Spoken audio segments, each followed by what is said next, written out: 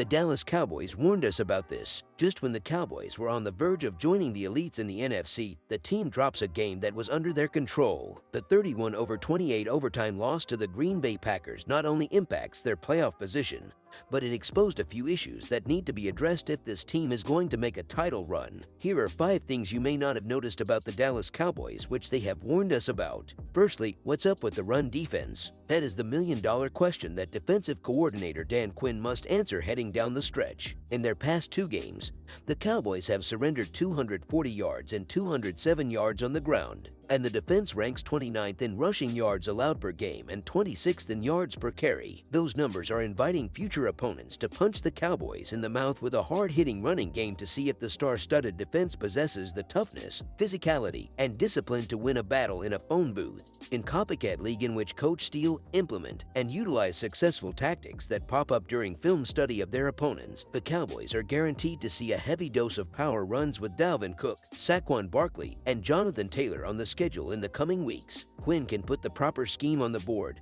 but the Cowboys must execute the plan while exhibiting the toughness and physicality needed to stonewall runners plowing between the tackles. The combination of discipline and grit is up to the players, and the coaches cannot bring it out of them with begging and pleading. If the Cowboys want to become a stingy run defense, Micah Parsons and co. will focus on filling the proper gaps and bringing the thump to blockers and runners at the point of attack. Until the unit makes a decision to play like a collection of tough guys playing as one within the scheme, the Cowboys will continue to struggle against the top rushing attacks in the league. Secondly, Dak needs to take better care of the football. Despite putting up solid numbers since his return, the Cowboys QB1 has turned the ball over too much for a player who has exhibited excellent managerial skills for most of his career. Prescott has thrown 3 interceptions over the past 2 weeks with a critical pick in the red zone. Maybe the veteran is shaking off the rust after missing most of training camp and the regular season due to injury, but the miscues have been costly due to the point swings created by turnovers down in the red area or in the Cowboys' own territory. While it is common for franchise quarterbacks to push the envelope on tight window throws, the Cowboys cannot overcome turnovers from their star players. In a league in which most games are decided by 8 points or fewer, the extra possessions and prime scoring opportunities are created by giveaways. With Prescott showing a penchant for turning the ball over in critical moments, the Cowboys need better ball security and judgment from their quarterback.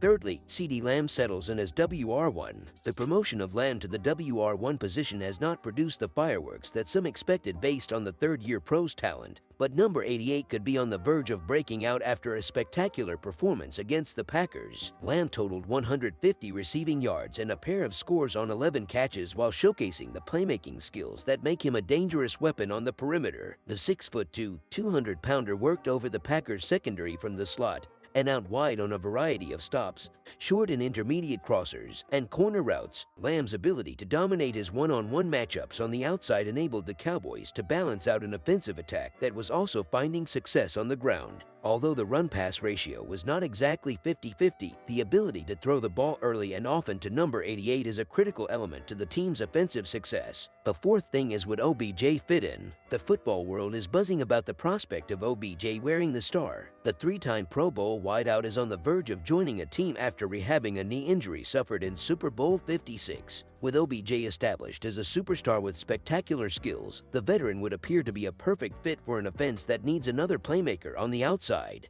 While Michael Gallup is a solid option as a WR2 or WR3, the 5th-year pro is rounding back into form after dealing with his own knee injury. OBJ is an upgrade over the incumbent with his show-stopping skills as a pass catcher. The 8th-year pro has the better route running skills and run-after-catch ability than Gallup, and he is a more natural fit as a number 2 wideout. As the Cowboys inch closer to the postseason, the team needs more firepower to compete with the heavyweights in the NFC. The veteran's presence would force opponents to remove a defender out of the box to defend the Cowboys' 3 receiver sets, which would create more room for Ezekiel Elliott and Tony Pollard on the ground. Considering the impact that OBJ could make as a complementary weapon for the Cowboys, the team should find a way to ink the superstar to a deal that ties him to America's team. The fifth thing is Tac's reunion. The Cowboys' decision to add Tac McKinley to the practice squad could pay dividends down the road. The energetic edge defender is a relentless worker with a knack for creating disruption at the line of scrimmage. Although the former first-round pick has never been a high-level sack producer in his 6-year career, McKinley has flashed solid skills as a run stopper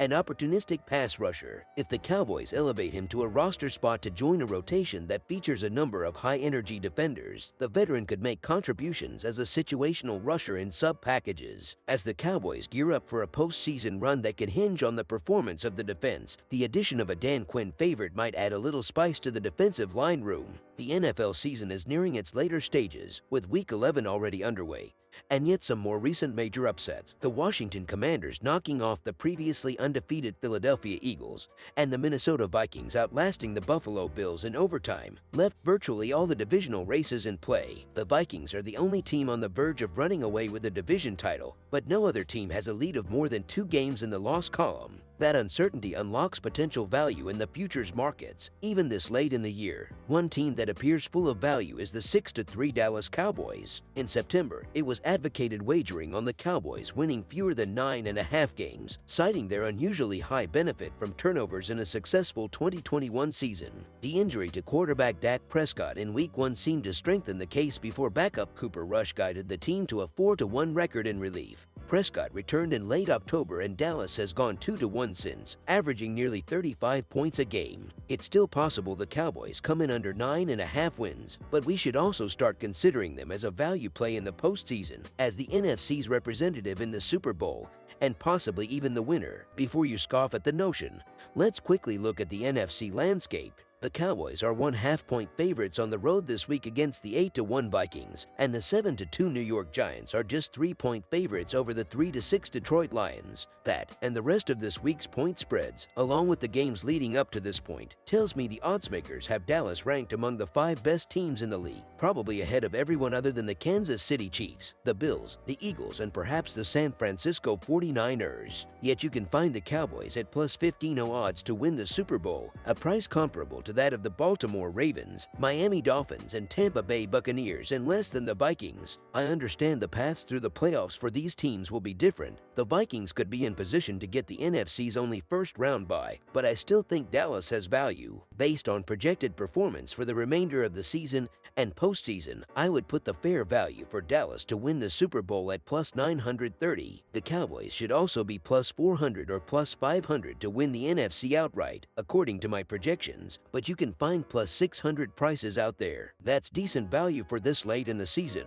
Conversely, my estimates say the Vikings should be plus 25 to win the Super Bowl and plus 900 to win the NFC, yet the standard prices are plus 11 and plus 500, respectively. The Cincinnati Bengals and Tennessee Titans are also worth a look. Entering this week, Cincinnati had been the league's 10th best team after adjusting for strength of schedule, according to Football Outsiders, while Tennessee ranked 13th even before its Thursday night win over the Packers. Pro Football Focus had those teams ranked 13th and 8th entering the week, respectively. Prices on those two teams were around plus 3,000 to win it all entering this week, whereas my estimates indicate they should have been closer to plus 2,000. If you are looking for a division winner with value, gaze toward the AFC East, where both the New York Jets and New England Patriots are intriguing wagers. The Miami Dolphins lead the division with a 7-3 record, yet the betting markets believe the Bills are still the class of the field. In my simulations, the Bills win the division 51% of the time, followed by the Dolphins,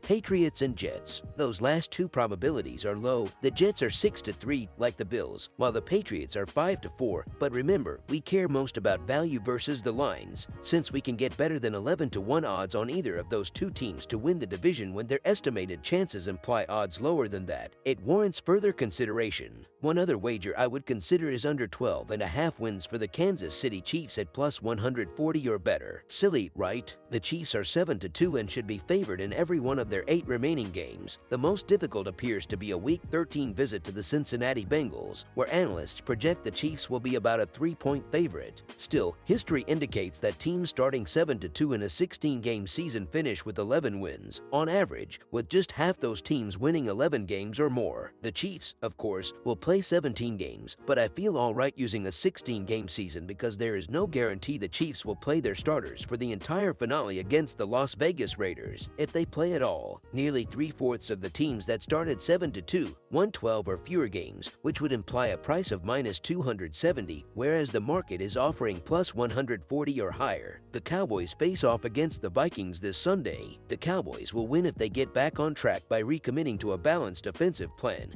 and improving their run defense. Despite Dak Prescott's presence as a franchise quarterback, the Cowboys are at their best when the running game is the focal point of the game plan. Tony Pollard and Ezekiel Elliott are a dangerous combination at running back with a set of complementary skills that test the discipline and toughness of their opponents. Moreover, the dynamic duo sets the table for a play-action passing game that features CeeDee Lamb running free across the field. If the Cowboys are able to stick to a 50-50 approach and force the Vikings to defend the run and pass, offensive coordinator Kellen Moore could have some fun dialing up big plays in key moments. On defense, defensive coordinator Dan Quinn has to squash the Vikings' running game early to discourage Kevin O'Connell from feeding Dalvin Cook.